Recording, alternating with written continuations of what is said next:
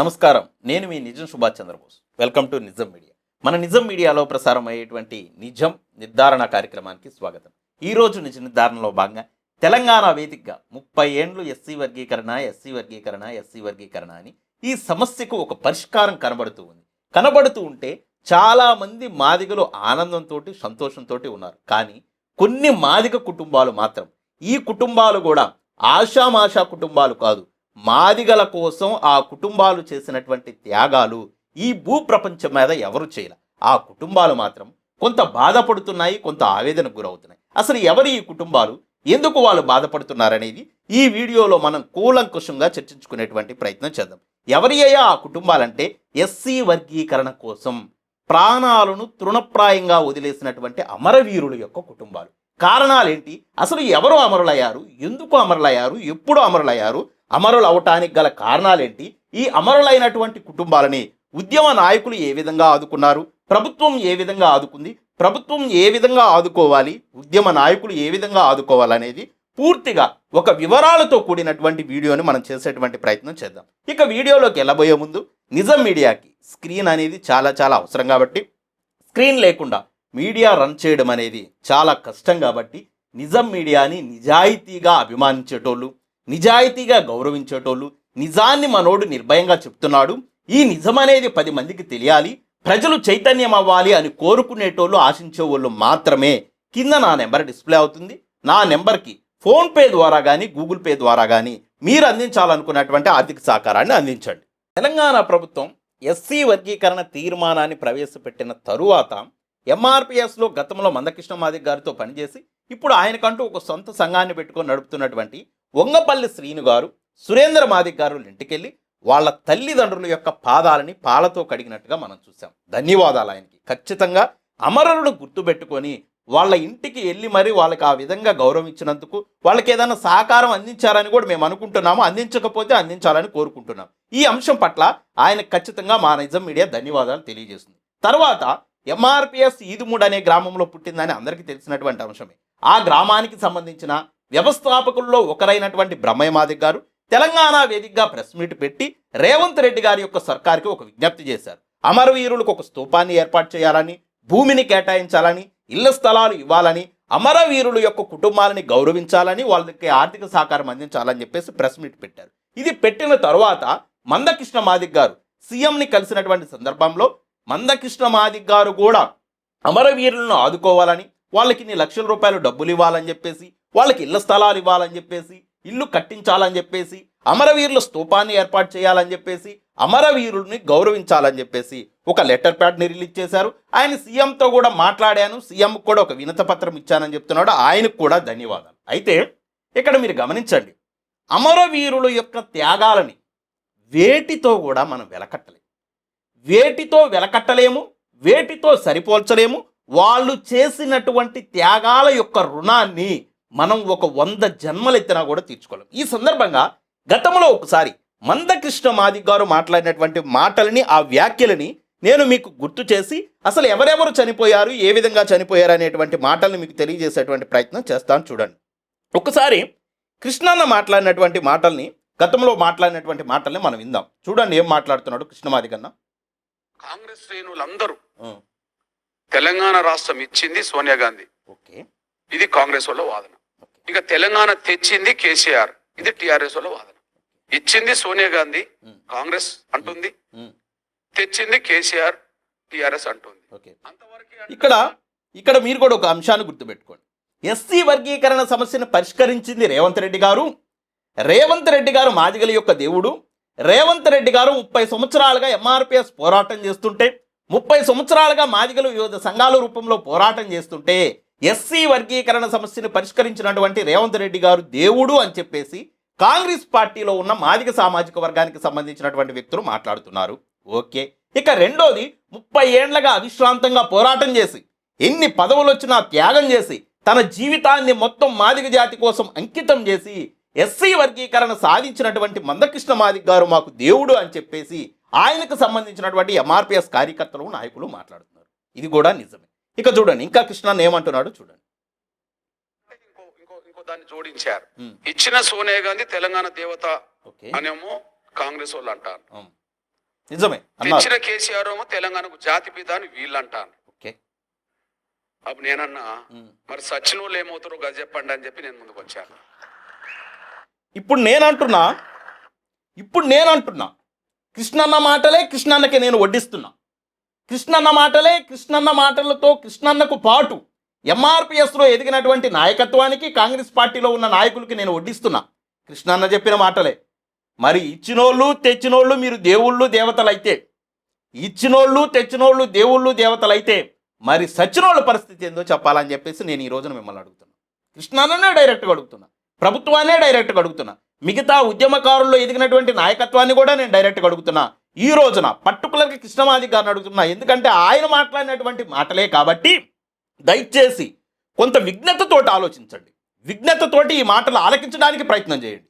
ఎందుకంటే వ్యక్తుల మరణాల గురించి మనం ఇక్కడ మాట్లాడుకుంటున్నాం, జాతి కోసం ప్రాణత్యాగాలు చేసినటువంటి వ్యక్తుల గురించి మనం మాట్లాడుకుంటున్నాం. ఎవరు సాటి వ్యక్తి కోసం చిన్న సాయం చేయనటువంటి ఈ రోజుల్లో జాతి కోసం, జాతి ఆకాంక్ష కోసం, జాతి బిడ్డలు బాగుపడాలని వాళ్ళ ప్రాణాలని తునప్రాయంగా వదిలేసినటువంటి వ్యక్తుల గురించి మనం మాట్లాడుతున్నాం. కాబట్టి దయచేసి విఘ్నతతో ఆలోచిస్తారని, విఘ్నతతో వింటారని చెప్పేసి నేను ఆశిస్తున్నా. ఓకే, ఒకసారి ఇంకా కృష్ణన్న మాట్లాడినటువంటి మాటలు ఉన్నాయి. ఈ మాటలు మాట్లాడుకోబోయే ముందు అసలు ఎవరెవరు చనిపోయారు, ఎందుకు చనిపోయారో నేను చెప్తాను. ఒక్క నిమిషం మీరు వినండి. చూడండి, మొట్టమొదటగా సిర్రా నాగేశ్వరరావు, మీరా సాహెబులు, వీళ్ళు తూర్పు పశ్చిమ గోదావరి జిల్లాలో ఎంఆర్పిఎస్ కార్యక్రమాల్లో పాల్గొంటున్నారని, ఎంఆర్పిఎస్ పెట్టేటువంటి సభలకు వెళ్తున్నారని, ఎంఆర్పిఎస్ నిర్వహించే ర్యాలీలకు వెళ్తున్నారని, ఎంఆర్పిఎస్ ఏర్పాటు చేసే ధర్నాల్లో పాల్గొంటున్నారని, ఎస్సీ వర్గీకరణ సమస్య కోసం మీరు ఎంఆర్పిఎస్లో నాయకులుగా కార్యకర్తలుగా పాల్గొంటారా అని చెప్పేసి ఆ జిల్లాలో ఉన్న మాల సోదరులు వాళ్ళ ఇళ్ల మీదకెళ్ళి దాడి చేసి ఈ ఇద్దరు కుర్రోళ్ళని కొట్టి చంపేశారు. ఇలాంటి చరిత్ర మరి ఏ ఉద్యమంలో లేదు. ఇంకొక వ్యక్తులు, ఇంకొక సామాజిక వర్గానికి సంబంధించిన వాళ్ళు మీ కులానికి సంబంధించి, మీ కులానికి అభ్యున్నతికి సంబంధించి మీరు పోరాటం చేస్తున్నారని ఇళ్ళకెళ్ళి కొట్టి చంపేసినటువంటి చరిత్ర ఇంకెక్కడా లేదు. మీరు ప్రపంచంలో ఏ ఉద్యమ చరిత్రనైనా తెలుసుకోండి. ఇళ్ళ మీదకెళ్ళి సామూహిక దాడి చేసి కొట్టి చంపేటప్పుడు, కొడుతున్నప్పుడు వాళ్ళు ఎంత బాధపడి ఉంటారు, ప్రాణం పోయే విధంగా కొట్టారంటే వాళ్ళు ఎంత పెయిన్ అనుభవించే ఉంటారు. ఆ ఉద్యమంలో పాల్గొన్నారని వాళ్ళ బిడ్డల్ని కొడుతుంటే వాళ్ళ తల్లిదండ్రులు, వాళ్ళ బంధువులు వాళ్ళెంత బాధపడి ఉంటారో ఆలోచించండి. వాళ్ళ కుటుంబాలు ఆ తూర్పు పశ్చిమ గోదావరి జిల్లాల్లో వాళ్ళ గ్రామాల్లో ఆ మాది కుటుంబాలు 10 లోపే ఉన్నాయంట. 100 కుటుంబాలు మాల సామాజిక వర్గానికి సంబంధించినటువంటి వ్యక్తులుంటే వాళ్ళు వెళ్ళి దాడి చేసి వాళ్ళిద్దరిని చంపేశారు.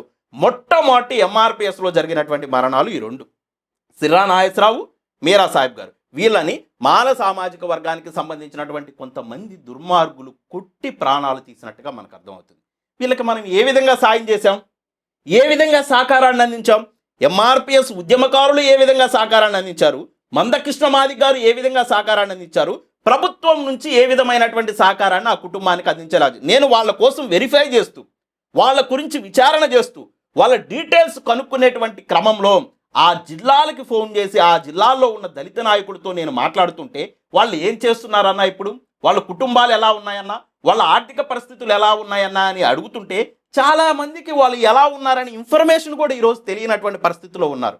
అంటే జాతి వాళ్ళని వాడుకొని, జాతి వాళ్ళ త్యాగాలని ఏ విధంగా విస్మరించిందో ఒక్కసారి ఆలోచించండి. ఈ 2 మరణాలు మొట్టమొదట జరిగినటువంటి మరణాలు ఇవి తెలుగుదేశం గవర్నమెంట్లో జరిగాయి. ఇక అక్కడి నుంచి చూడండి, అక్కడి నుంచి మందకృష్ణ మాదిగ గారు ఎస్సీ వర్గీకరణ సమస్యని చంద్రబాబు నాయుడు గారు ప్రభుత్వం పరిష్కరించటం లేదని మాట ఇచ్చి తప్పాడని ఆమరణ నిరాహార దీక్ష కూర్చున్నాడు.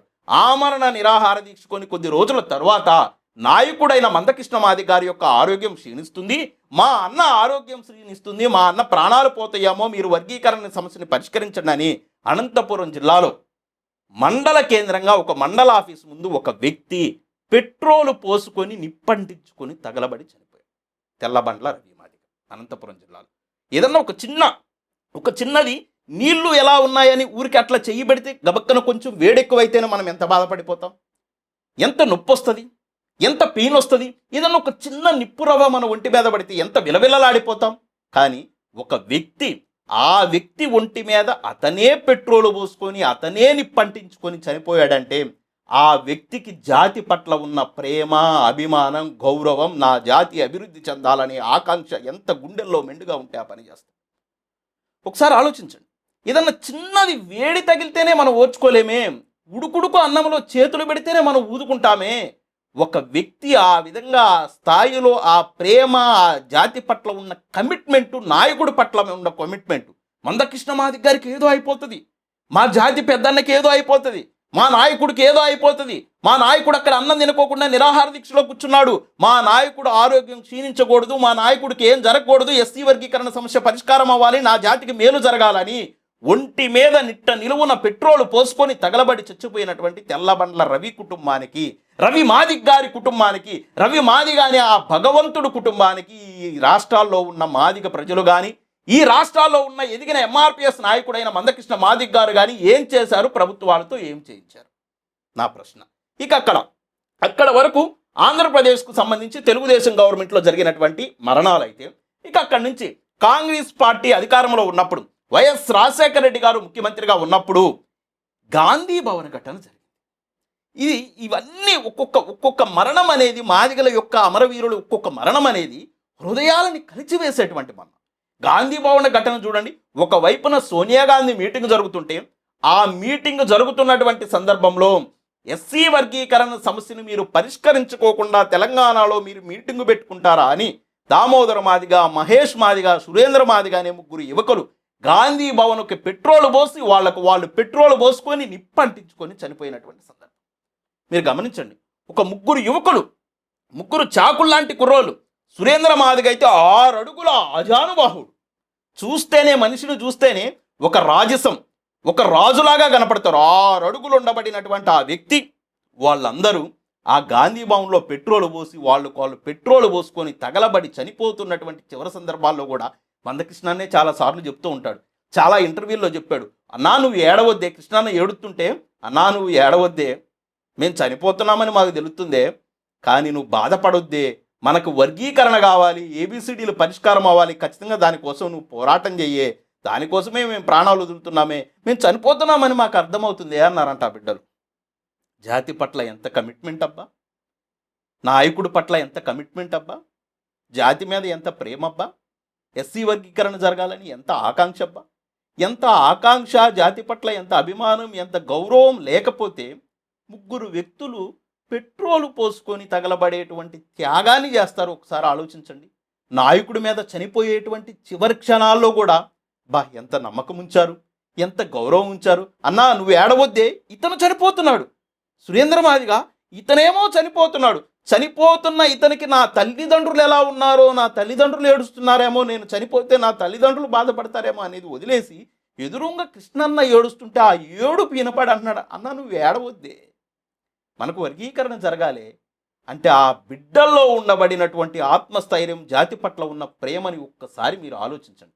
అక్కడ ముగ్గురు బిడ్డలని మనము మంటల్లో కాలి వాళ్ళ శరీరాలు దహించుకుపోయే విధంగా మనం కోల్పోయినటువంటి సందర్భాన్ని మీకు ఒకసారి గుర్తు చేస్తాను. అక్కడి నుంచి బీఆర్ఎస్ గవర్నమెంట్లో ప్రత్యక్ష పోరాటంలో, కలెక్టరేట్లో ముట్టడిలో నాయకుడు మందకృష్ణ మాదిగ గారు ఇచ్చినటువంటి పిలుపు మేరకు వెంటనే అఖిల పక్షాన్ని ఢిల్లీకి తీసుకెళ్లాలని, పార్లమెంట్లో చట్టం జరిగే విధంగా కేసీఆర్ ప్రభుత్వం ఖచ్చితంగా కేంద్రం మీద ఒత్తిడి చేయాలని చెప్పేసి కలెక్టరేట్లో ముట్టడిస్తే, ఆ ముట్టడి కార్యక్రమంలో చనిపోయినటువంటి భారతక్కని గుర్తుందా?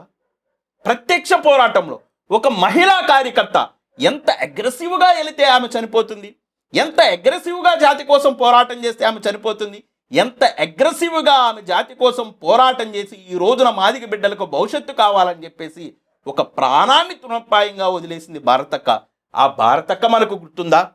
ఇక అక్కడి నుంచి ఒక ఉద్యోగి అయ్యి తన ఉద్యోగ ధర్మాన్ని నిర్వహిస్తూ, ఉద్యోగ ధర్మం కన్నా కూడా నాకు జాతి క్షేమం ముఖ్యము, జాతికి ఏబిసిడి వర్గీకరణ జరగాలని చెప్పేసి వైజాగ్కు చెందిన, విశాఖపట్నంకు చెందినటువంటి పెద్దాడ ప్రకాష్ రావు గారు మీటింగ్ చెప్తూ, వర్గీకరణ ఆవశ్యకతను చెప్తూ, వర్గీకరణ కొరకు ఏ విధంగా ముందుకెళ్లాలో చెప్తూ మాట్లాడుతూ గుండాగి కుప్ప కూలి చనిపోయినటువంటి పెద్దాడ ప్రకాష్. ఇవి ప్రత్యక్ష మరణాలు.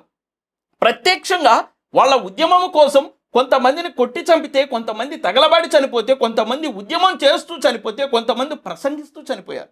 ఇవన్నీ మన కళ్ళకు కట్టినట్టు కనపడుతున్నటువంటి మరణాలు. ఇంకా మనకి తెలియనటువంటివి, చంద్రబాబు నాయుడు గారు వస్తున్నా మీకోసం పాదయాత్రలో తెలంగాణ మొత్తం చంద్రబాబు నాయుడు గారు ఆ తెలంగాణ రాష్ట్రంలో తిరగడానికి లేదని అడ్డుకుంటుంటే ఒక ఎంఆర్పిఎస్ కార్యకర్తలే రక్షణ కవచం లాగా సెక్యూరిటీ లాగా ఉండి 1 కిలోమీటర్ పొడవు చంద్రబాబు నాయుడు గారు ఇక్కడ బయలుదేరితే కిలోమీటర్ వరకు ఎంఆర్పిఎస్ కార్యకర్తలు ఉండి సెక్యూరిటీ లాగా ఆయన నడిపిస్తూ ఆ పాదయాత్రకు వెళ్ళి తిరిగి వస్తున్నటువంటి క్రమంలో 3 ఎంఆర్పిఎస్ కార్యకర్తలు చనిపోయారు. ఇక్కడ విశేషం ఏంటంటే నాకే వాళ్ళ పేర్లు ఏంటో తెలియదు. నాకే వాళ్ళ పేర్లు అంటే ఇంత యాక్టివ్గా ఉండేవాడిని, కమ్యూనిటీ పట్ల ఇంత కమిట్మెంట్తో ఉండేవాడిని, ఎంఆర్పిఎస్ ఉద్యమ ప్రస్థానం గురించి, దాని పుట్టుక గురించి, దాని పనితీరు గురించి ఇంత తెలిసినోడిని నాకే వాళ్ళ పేర్లు ఏంటో తెలియదు. అంటే ఆ పేర్లు కూడా తెలియనంతగా వాళ్ళని ఎంఆర్పిఎస్ ఉద్యమము, ఎంఆర్పిఎస్ నాయకత్వం వెనకేసేసింది. గుర్తులేవు, నాకు తెలియవు. అంతేకాదు మీటింగులకు వస్తూ కృష్ణన్న చెప్పాడు ఒక సందర్భంలో, మీటింగ్కి వస్తూ అలా టిప్పర్లో పడుకొని ఉంటే తలనేదో కొట్టేస్తే తల వెళ్ళి ఎక్కడో పడిపోయిందంట. మొండెం మాత్రమే ఇక్కడుండి అందరు నిద్రపోతుంటే వాళ్ళ కిందకి బ్లడ్ వెళ్తే ఏంటి దాన్ని లేచి చూసుకుంటే ఆ రక్తాన్ని చూసి వెళ్ళి ఎత్తుక్కుంటా వెళ్ళి ఆ తలను తెచ్చుకున్నారంట. అతని పేరు కూడా నాకేంటో తెలియదు. మరి కృష్ణన్న కూడా గుర్తుందో లేదు. ఇలాంటి చావులు ఎన్ని ఎన్ని ఎన్ని ఎన్ని ఎన్ని ఎన్ని గుర్తున్న చావులు ఒక 10, గుర్తున్న పేర్లు ఒక 10, గుర్తు లేనివి తెలియనివి పేర్లు కూడా బయటికి రాని చావులు ఎన్ని ఎన్ని ఎన్ని ఎన్ని ఎన్ని ఈ ఉద్యమం కోసం బలిదానాలుగా అర్పణ చేస్తే ఈరోజు నేను అంటున్నా, ఇచ్చినోడు దేవుడయ్యాడు, ఇచ్చినోడు దేవుడయ్యాడు, తెచ్చినోడు దేవుడయ్యాడు, తెచ్చినోడు మహాత్ముడయ్యాడు. కానీ సచ్చినోళ్ళ పరిస్థితి ఏందని చెప్పేసి నిజం మీడియా మిమ్మల్ని ప్రశ్నిస్తుంది. ఎస్, మందకృష్ణ మాదిగ గారు ఆ రోజు అడిగినటువంటి మాటకి నేను గౌరవిస్తున్నా. ఆ రోజు అడిగినటువంటి మాటకు నేను తలంచి ఆయనకి శిరస్సు వహించి నమస్కారం చేస్తున్నా. కానీ ఈ రోజు నేను అడుగుతున్నటువంటి ఈ మాటను మీరు ఏ విధంగా రిసీవ్ చేసుకుంటారు? సచ్చిన కుటుంబాలకు మనం చేసినటువంటి మేలేంటి? నేను అంటున్నా, ఎస్సీ వర్గీకరణ 2000 నుంచి 2004 వరకు జరగడం వలనే చంద్రబాబు నాయుడు గారు అధికారంలో ఉన్నప్పుడు 4.5 ఏళ్ల పాటు వర్గీకరణ అమల్లోనూ ఉంటేనే మాదిగలకి 23,000 ఉద్యోగాలు వచ్చినాయి కదా. ఆ 23,000 ఉద్యోగాలు చేస్తున్న వాళ్ళు కనీసం 1,000 రూపాయలు పంపిస్తే ఎన్ని కోట్లు అవుతాయి? కనీసం ఒక నెలలో 1,000 రూపాయలు పంపిస్తే ఆ కుటుంబాలను మనం ఏ విధంగా ఆదుకోవచ్చో ఒకసారి ఆలోచించండి. లేదు, ఒక 10,000 రూపాయలు కనుక ఇవ్వగలిగితే వాళ్ళకేం దానాధర్మం కాదు, వాళ్ళకేం జాలితో ఇవ్వటలా, వాళ్ళకేం దయతో ఇవ్వటలా. ఈ రోజున 23,000 ఉద్యోగాలు వచ్చినాయి, 23,000 ఉద్యోగాలు వచ్చినాయి, 23,000 ఉద్యోగాలు చేస్తున్నామని చెప్పుకుంటున్న ప్రతి ఒక్కళ్ళు ఎవరైతే అమరులయ్యారో, అమరులు మంటల్లో నుంచి ఇచ్చినటువంటి పంటగా మారినటువంటి ఆ బియ్యాన్ని ఇవాళ వంటగా మార్చుకొని తింటున్నారు. మీరు ఈ విషయాన్ని మర్చిపోవద్దు. దేవుడు ఉంటాడు, ఏదో ఒక దేవుడు ఉంటాడు, ఏదో ఒక శక్తి ఉంటుంది. మీరు చేస్తున్నటువంటి ఈ మోసాన్ని ఖచ్చితంగా ఎక్కడో ఒక చోట మీరు సమాధానం చెప్పుకోవాల్సినటువంటి పరిస్థితి మీకు ఏర్పడుతుంది. ఈ రోజున వర్గీకరణకు ఒక శాశ్వతమైనటువంటి ముగింపు రాబోతుంది. వర్గీకరణ సమస్య పరిష్కారం కాబోతుంది. 23,000 ఉద్యోగాలు పొందినటువంటి ఉద్యోగస్తులారా, మీకు ఈ అమరులైనటువంటి అమరులు గుర్తులేరా? అమరులైనటువంటి కుటుంబాల తాలూకు వాళ్ళు గుర్తులేరా? ఏ రోజన్నా మీరు ఆ కుటుంబాల దగ్గరికి వెళ్ళి పరామర్శించేటువంటి ప్రయత్నం చేశారా? ఈ వైపుగా ఉద్యోగస్తులను కానీ, మాదిగ సమాజాన్ని కానీ, ఎంఆర్పిఎస్ నాయకులను కానీ మందకృష్ణ మాదిగ గారు ఏ రోజన్నా ఒక్కరోజు నడిపించారా? ఏ రోజన్నా నడిపి ఈ రోజు ఏదో ఊరికే లెటర్ ప్యాడ్, దేనికి లెటర్ ప్యాడ్లు? 4 తీసుకోవడానికా లెటర్ ప్యాడ్లు? అమరవీరుల కుటుంబానికి రేవంత్ రెడ్డి గారు ఒక కుటుంబానికి 1 కోటి రూపాయలు కేటాయించాలని డిమాండ్ చేయపోయావా? ప్రెస్ మీట్ పెట్టి డిమాండ్ చేయపోయావా? లేకపోతే హైదరాబాద్ నగరాన్ని దిగ్బంధం చేస్తాను అనకపోయావా? రేవంత్ రెడ్డి ఇల్లు ముట్టడిస్తాను అనపోయావా? అసెంబ్లీని ముట్టడిస్తామనపోయావా? ఎస్, ఇవ్వాలంతే. అమరవీరుల కుటుంబానికి 1 కోటి రూపాయలు కాదు, 10 కోట్లు ఇచ్చినా తక్కువే. కేసీఆర్ గారు తెలంగాణ కోసం అమరులైనటువంటి కుటుంబాలను ఆదుకున్నాడు కదా. మరి ఈ రోజున ఈ మహాత్ములని చెప్పుకునేటోళ్ళు, దేవుళ్ళని చెప్పుకునేటోళ్ళు ప్రభుత్వాలకి ఎందుకు డిమాండ్లు చేయట్లా? ఇంకా చూడండి, అన్నయ్య మాట్లాడు, ఏనండి. ఇచ్చినోళ్ళు దేవతలు అవుతే, తెచ్చినోళ్ళు జాతిపితలు అవుతే 10,000 మంది పిల్లలు ఎందుకు చనిపోయారు? ఇచ్చేటోళ్ళు సకాలంలో ఇస్తే 1000 మంది చనిపోవాల్సిన అవసరం ఎందుకు వచ్చింది? తెచ్చినమని చెప్పేటోళ్ళు సకాలంలో తెస్తే 1000 మంది ఎందుకు చనిపోవాల్సి వచ్చింది? ఓకే, ఇక్కడ ఆలోచించండి. అన్న అంటున్నాడు, అన్న మీరంటే నాకు గౌరవం ఉంది, మీరంటే నాకు ప్రేమ ఉంది, మీరంటే నాకు అభిమానం కూడా ఉంది. మీరే అంటున్నారన్న, ఇచ్చేటోళ్ళు సకాలంలో ఇస్తే సక్రమంగా వాళ్ళు టయానికి గనక ఇవ్వగలిగితే 1000 మంది పిల్లలు చనిపోవాల్సిన అవసరం లేదు కదా. తెచ్చేటోళ్ళు సక్రమంగా తెచ్చేటోళ్ళు సకాలంలో తెస్తే 1000 మంది పిల్లలు చనిపోవాల్సిన అవసరం లేదు కదా అని తెలంగాణ ఉద్యమాన్ని మీరు అంటున్నారు. సేమ్ అదే మీ మాటలే ఇక్కడ కూడా అప్లై చేద్దాం. ఇచ్చేటోళ్ళు సకాలంలో ఇస్తే, అధికారంలోకి మేము గనక వస్తే 100 రోజుల్లో వర్గీకరణ సమస్యను పరిష్కరిస్తామన్న బీజేపీ కనుక 100 రోజుల్లో పార్లమెంట్లో చట్టం చేసి ఉంటే లేదు గతంలో ఉన్న ప్రభుత్వాలు కాంగ్రెస్ కానీ గతంలో ఉన్న తెలుగుదేశం పార్టీకి సంబంధించినటువంటి చంద్రబాబు నాయుడు గారు కానీ వీళ్ళు ఎవరైనా ఎవరికి చిత్తశుద్ధి లేకపోవటం వల్ల చంద్రబాబు నాయుడు గారికి చిత్తశుద్ధి లేకపోవటం వల్ల చంద్రబాబు నాయుడు గారి హయాంలో ఆ మరణాలు జరిగినాయి.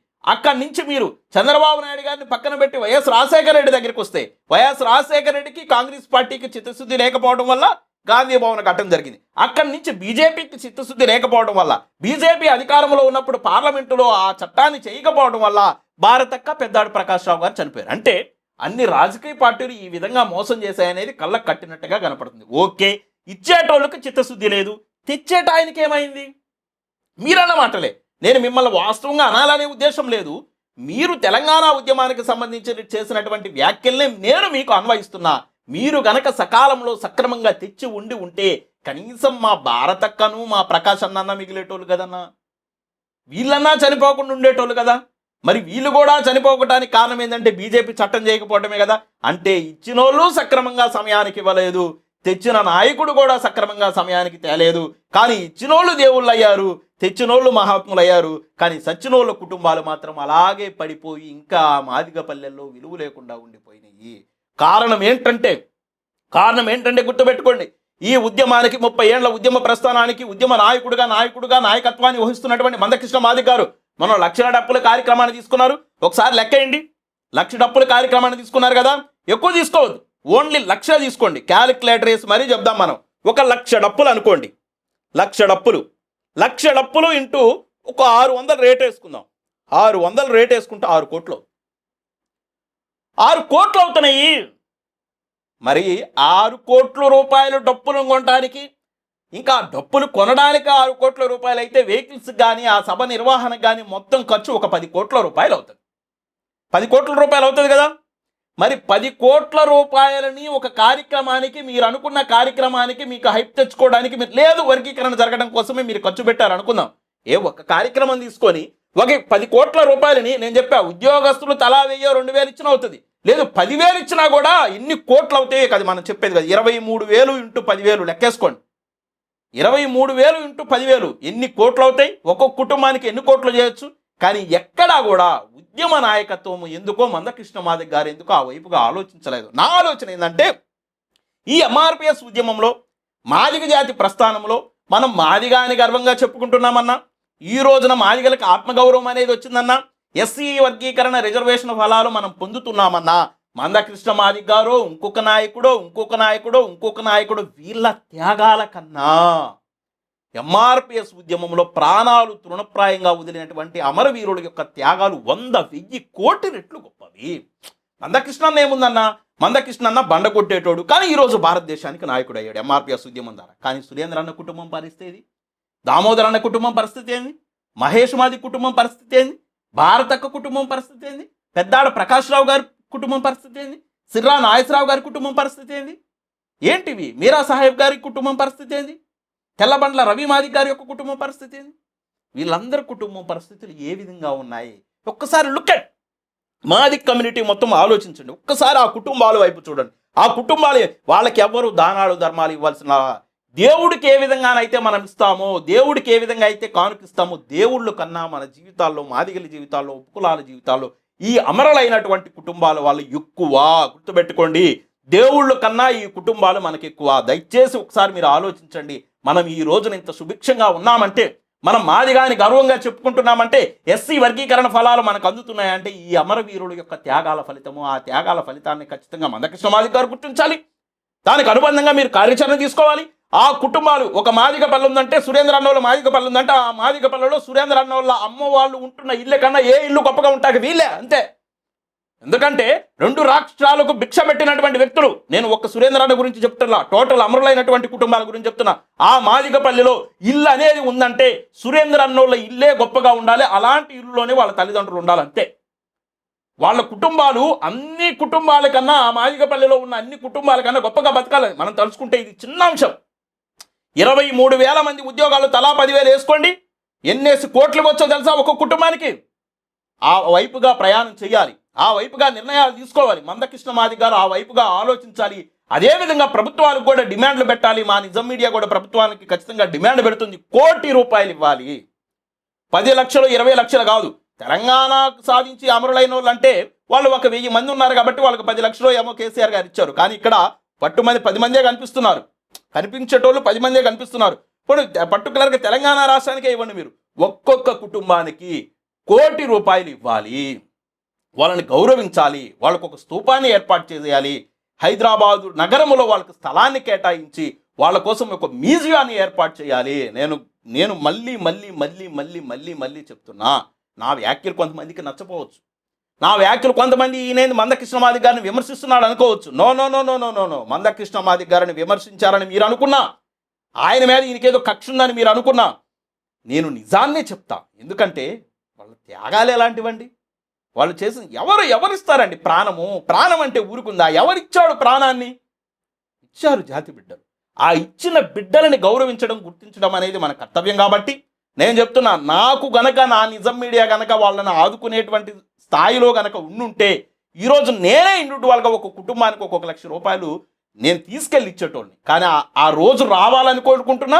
వచ్చిన రోజు ఖచ్చితంగా ఆ కుటుంబాల కాడకి వెళ్తాను, ఖచ్చితంగా వాళ్ళకి చేయాల్సింది నేను, అది నా బాధ్యత కూడా నేను కానీ ఈ రోజున మాదిగాని చెప్పుకుంటున్నామంటే గర్వంగా ఆ కుటుంబాల యొక్క పుణ్యమే. కాబట్టి ఖచ్చితంగా భవిష్యత్తులో నేను ఆ కుటుంబాల దగ్గరికి వెళ్తాను. మందకృష్ణ మాదిగ గారికి మళ్ళొకసారి విజ్ఞప్తి చేస్తున్నా, ఆ విధంగా మీరు కార్యాచరణ తీసుకోండి. ఆ బిడ్డల యొక్క కుటుంబాలు గొప్పగా ఉంటాను. ఈ కుటుంబం ఏంది, వీళ్ళు ఇంత పెద్ద ఇల్లు కట్టారు, వీళ్ళు ఇంత హుందాగా బతుకుతున్నారు, ఇంత గౌరవంగా బతుకుతున్నారు, ఎవరు వీళ్ళంటే వీళ్ళు ఎంఆర్పిఎస్ ఉద్యమంలో ప్రాణాలు త్యాగాలు చేసిన కుటుంబాలకు తాలూకు సంబంధించినటువంటి ఆనవాళ్ళు ఇవి. అందుకే వాళ్ళు సమాజంలో ఈరోజు ఈ విధంగా ఉన్నారనే విధంగా సమాజం మొత్తం ఆ వైపు చూసే విధంగా వాళ్ళ జీవనాలు, వాళ్ళ జీవన ప్రమాణాలు ఉండాలని, వాళ్ళ జీవన ప్రమాణాలు మార్చడం కోసం మందకృష్ణ మాదిగ గారు ఎంఈఎఫ్ అయిన కార్యాచరణ తీసుకోండి. నేను ఎంఈఎఫ్కి ఒక సవాల్ కూడా చేస్తున్నా.